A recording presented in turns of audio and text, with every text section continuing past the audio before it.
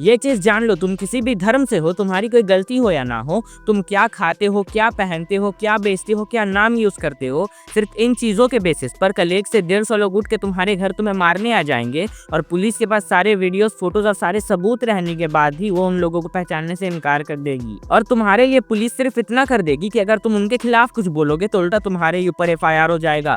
ये सब इसलिए होगा क्योंकि उन लोगों को किसी पॉलिटिकल पार्टी का सपोर्ट होगा। हम बात कर रहे हैं उत्तराखंड के कोटद्वार की, जहाँ दीपक कुमार नाम के जिम ट्रेनर और बजरंग दल वालों की लड़ाई हो गई। तो चलो समझते हैं इस पूरे मामले को। उत्तराखंड के कोटद्वार में बाबा स्कूल ड्रेसेस नाम का 30 साल पुराना दुकान है और इसके मालिक 70 साल के एक बुजुर्ग वकील अहमद है। अब 26 जनवरी को कुछ बजरंग दल वाले और VHP के लोग उनके दुकान पहुंचे और उनके दुकान के नाम पर ऑब्जेक्शन उठाया। उनका कहना था कि बाबा सब सिर्फ हिंदू संतों के लिए है और इससे सिद्ध बाली बाबा मंदिर जो कोटद्वार में है उनका अपमान हो रहा है। वहीं पास में दीपक कुमार अपना जिम चलाते हैं। जब उन्होंने देखा कि बीमार बुजुर्ग को एक भीड़ डरा रही है तो वो बीच बचाव करने पहुंचे। दीपक ने बजरंग दल वाले और VHP से एक ही सिंपल सवाल पूछा कि शहर में इतने सारे बाबा नाम के दुकान है तो सिर्फ इन्हीं से तकलीफ क्यों हो रही है। तो बजरंग दल वालों का कहना था कि बाबा नाम हिंदू का है और ये दुकान वाला मुसलमान है जो हिंदू का बाबा नाम रखकर प्रॉफिट कमा रहा है और हमारे धर्म को भी इससे खतरा है। और जो बाकी दुकान वाले बाबा नाम का यूज भी कर रहे हैं तो वो सारे हिंदू है तो कोई बात नहीं,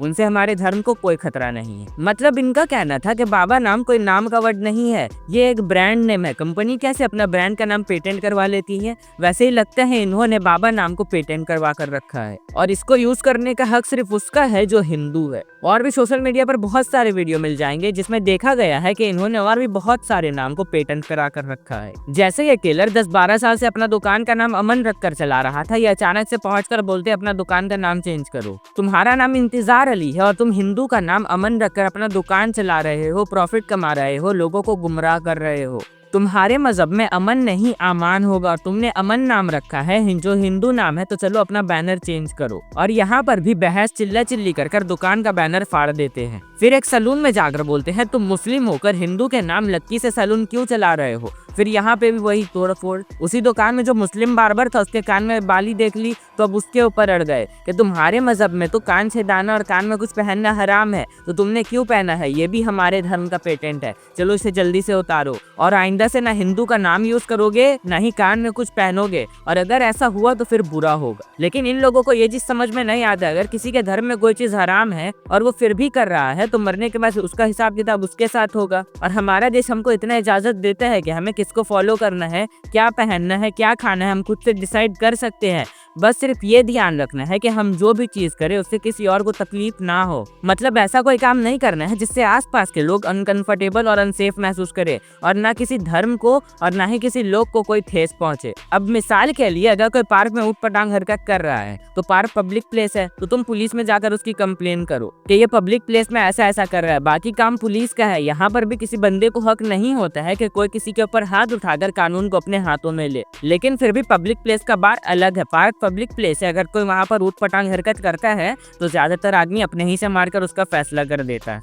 और ये चीज बिल्कुल अलग है कि आप किसी के शॉप में किसी के पर्सनल प्रॉपर्टी में ढुककर कोई शांति से अपना दुकान चला रहा हो, फिर किसी के मामले में धर्म और भगवान का नाम लेकर घुसना गलत है। अब जैसे 26 जनवरी को बजरंग दल वाले और दीपक की बहस हुई, फिर बजरंग दल वाले चल गए, लेकिन फिर 31 जनवरी को देहरादून, ऋषिकेश और हरिद्वार जैसे शहरों से 150 से भी ज्यादा लोग कोटद्वार पहुंचे। ये लोग दीपक के हेल्थ जिम और घर के बाहर इकट्ठा हो गए। वीडियो में साफ दिख रहा है कि कैसे ये लोग पुलिस के बैरियर्स तोड़ रहे हैं, नफरत भरे नारेबाजी कर रहे हैं, दीपक को बाहर निकलने की धमकी दे रहे हैं, उसे गंदी गंदी माँ बहन की लगाकर गाली दे रहे हैं। और इस 150 के भीड़ में शायद कुछ लोकल और बीजेपी के कार्यकर्ता भी शामिल थे। और जब दीपक ने इन सारे लोगों के ऊपर FIR करने को कहा तो पुलिस ने कहा कि इतने सारे लोग थे, हम कैसे पहचानेंगे कौन थे, हम किसके ऊपर FIR करें। जबकि फोटो वीडियो में वो सारे लोग और उनके गाड़ी के नंबर रिकॉर्ड है और दीपक ने भी उन्हें ये चीज दिया। लेकिन उसके बाद भी पुलिस ने FIR तो लिखा, लेकिन अननोन तरीके से लिखा, मतलब किसी का नाम पकड़ के नहीं लिखा, बस 150 लोगों के ऊपर लिख दिया। वो कौन थे ये चीज क्लियर नहीं किया। और दूसरी तरफ जब बजरंग दल वालों के लोगों ने दीपक और उसके दोस्त के खिलाफ FIR लिखवाया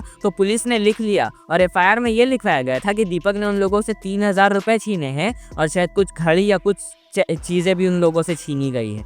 अब जो इतनी बड़ी भीड़ आई थी, इनमें से आधे लोगों को तो पता भी नहीं होगा कि मामला क्या हुआ है, बस सब होय होय करते हुए पहुंच गए उसे मारने के लिए। मतलब धर्म का नाम लेकर वायलेंस कर रहे हैं और पुलिस भी कुछ नहीं कर रहे हैं, क्योंकि वो मजबूर है। वो जानते हैं कि ये लोग एक बहुत मजबूत पेड़ की टहनियां हैं और इन्हीं लोगों से इलेक्शन के टाइम हिंदू मुस्लिम करवाकर वोट मैनिपुलेट किया जाता है। और अगर इन टहनियों को कुछ हुआ तो बात पेड़ तक जाएगी, और अगर पेड़ ने अपनी छाया हटा ली तो ट्रांसफर, सस्पेंशन या धमकी मिलना भी शुरू हो जाएगा। और ये जो यूथ है 22-25 साल के लड़के, तुम ही बताओ आने वाले 5-10 सालों में इनका क्या फ्यूचर है। हाँ, अगर कहीं गलत होता है तो आवाज उठाओ, और आवाज सिर्फ बजरंग दल वाले ही क्यों उठाएंगे। अगर कहीं पर गलत होता है तो हर इंसान को जाति धर्म को बीच में ना लाकर उस गलत के खिलाफ आवाज उठाना चाहिए, लेकिन बिना किसी बात के जबरदस्ती में घुसकर मामला को क्रिएट करना गलत है। अगर इस सब में गलती से भी कभी कुछ बड़ा मामला हो गया तो जो लोग ऊपर बैठे हैं वो तो अपने हाथ झाड़ लेंगे, फिर फंसेगा कौन, केस किसके नाम पर होगा, इन लड़कों के नाम पर। और जो इनको लीड कर रहा है उसका आने वाले वक्त में तो पार्टी में कहीं ना कहीं कुछ सेटिंग बन जाएगा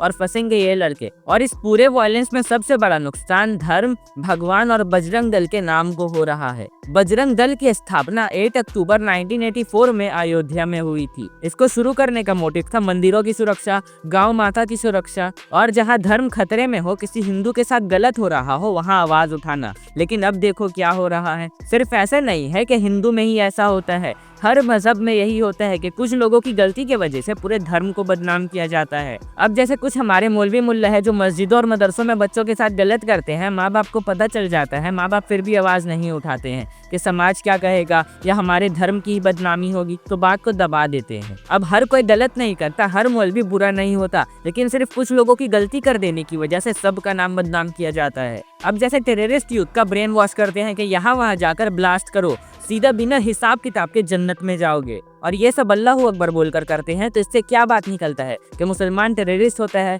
यहाँ पर किसी एक ग्रुप का बदनामी नहीं हुआ, पूरा धर्म का बदनामी हुआ। वही अभी बजरंग दल वालों के साथ है, कहीं पर अच्छा कर रहे हैं तो कहीं पर बहुत खराब भी कर रहे हैं, जिसकी वजह से सबका नाम बदनाम होगा। अब अगर तुम्हें ये वीडियो समझ आया हो तो लाइक करो, शेयर करो, चैनल को सब्सक्राइब करो और कमेंट में बताओ तुम्हें इस पूरे मामले के ऊपर क्या लगता है।